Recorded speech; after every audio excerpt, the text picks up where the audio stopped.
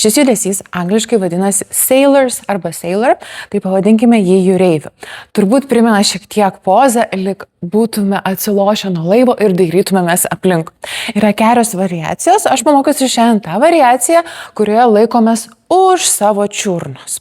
Tai dabar galima įeiti arba per straddle invert užsivertimą arba iš šoninio lipimo.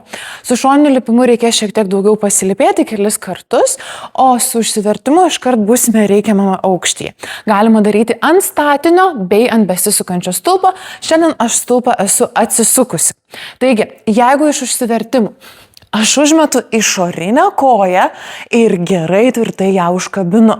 Išorinė ranka pereina virš kelio, stumiu su apatinė ranka nuo stulpo, kad įstatyčiau pėdą apačioje.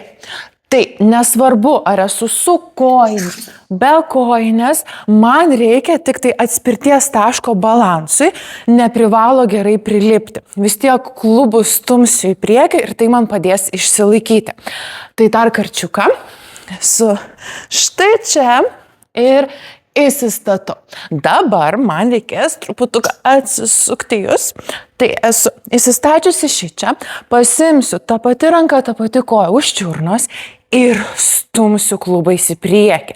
Jeigu darom ant statinio stulpo, tai gali būti, kad nuo šio stumimo atsiras rotacija, beros turėtų būti atbulomis. Jeigu neklystu, nes stumiu į priekį ir nešu atbulom, jeigu ant besisukančio stulpo, tai niekas baisiai ir nepasikeis. Tai labai svarbu išstumti klubus, o su ranka laisvai jau galim siekti ten, kur norim. Pabandom kitą pusę. Tai užkabinu išorinę kojytę, įsispaudžiu, pasiemu čiurną, klubą į priekį ir atsidarau. Išėjimui privaloma. Pirmiausia, grąžinti laisvą ranką ir tik tada nuimti tą, kuri buvo ant čiurnos.